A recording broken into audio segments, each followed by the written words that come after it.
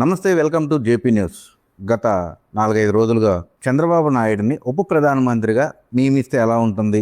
Social మీడియాలో హల్చల్ చేస్తుంది. నిజమేనా? సాధ్యమవుతుందా?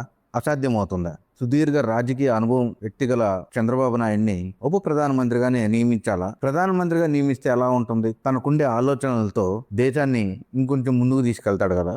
మ్యాప్లో మన ఇండియా ఏ స్థానంలో ఉంటుంది? 15 సంవత్సరాలుగా ఎన్నుకోబడ్డ మోడీ ఇప్పటికీ తనకి ఏదైనా సలహాలు కావాలన్నా, ఆలోచనలు రావాలన్నా ఒక మాట చంద్రబాబు నాయుడిని అడిగితే బాగుంటుంది అనే ఆలోచన కూడా అతనికి ఉంది. అక్కడ జరుగుతున్న ఎలక్షన్లకు కూడా చంద్రబాబు నాయుడినే కొన్ని ఏరియాలకి నియమించాడు కూడా ఈ మధ్య. అతని చేతికి ఆ పగ్గాలు ఇచ్చినా కూడా ఒక పక్క ఆంధ్రప్రదేశ్ ని చూసుకుంటూ అక్కడ జరుగుతున్న ఎలక్షన్లకి ఏం జరుగుతుంది, అలా జరుగుతుంది అనే ఆలోచనలతో ఎట్లా గెలిచే మార్గాలు ఉంటాయి, రెండింటిని బ్యాలెన్స్ చేసుకుంటూ వచ్చిన వ్యక్తి చంద్రబాబు నాయుడు. ఎట్టికాడికి అక్కడ జరుగుతున్న ఎలక్షన్లకు అతనికి ఇచ్చిన ఏరియాలలో గెలిపించుకున్నాడు, గెలిచాడు కూడా. ఉప ప్రధానమంత్రిగా ఉన్నా కూడా అతనికి హోదాలతో పని లేదు. ఒక టార్చ్ బేరర్గా ఎదిగిన వ్యక్తి ఆ టార్చ్ బేరర్కి ఇంకొకరు లైట్ వేసి చూపించాల్సినంత అవసరం లేదు. గత 5 సంవత్సరాలుగా ఏ కంపెనీలు మన ఆంధ్రాకి రాలేదు. చంద్రబాబు నాయుడు ముఖ్యమంత్రిగా ఉండేటప్పుడు ఎంత డెవలపింగ్ జరిగిందో గత ప్రభుత్వంలో ఏ ఒక్క రవ్వన్న కోశానన్న డెవలపింగ్ జరిగిందా? వచ్చిన ఫ్యాక్టరీలు కూడా వెనక్కి తిరుక్కొని వెళ్ళిపోయిన దాఖలు చాలా ఉన్నాయి. అంతెందుకు, వెంకటగిరిలోనే శంకుస్థాపన చేసిన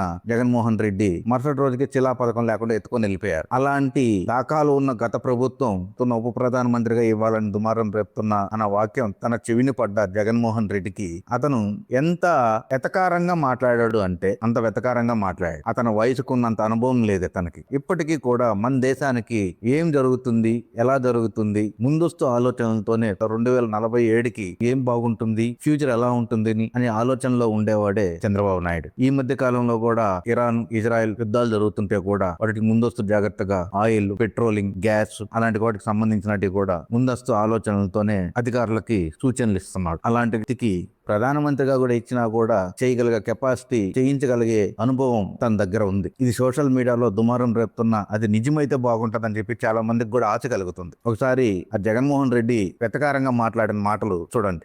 చంద్రబాబు దేశ రాజకీయాల్లోకి వెళ్తున్నారు, ఉప ప్రధాని అంటూ కూడా ప్రచారం జరుగుతుంది. చంద్రబాబు నాయుడు ఉప ప్రధాని ఎవరు చెప్పినారు స్వామి?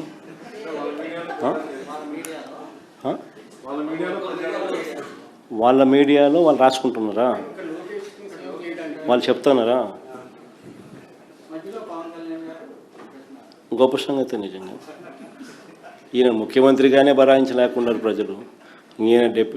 ఈయన ఉప ముఖ్యమంత్రి, ఉప ప్రధాని అయితే ఇంకా దేశ ప్రజలు ఏం భరాయిస్తారండి?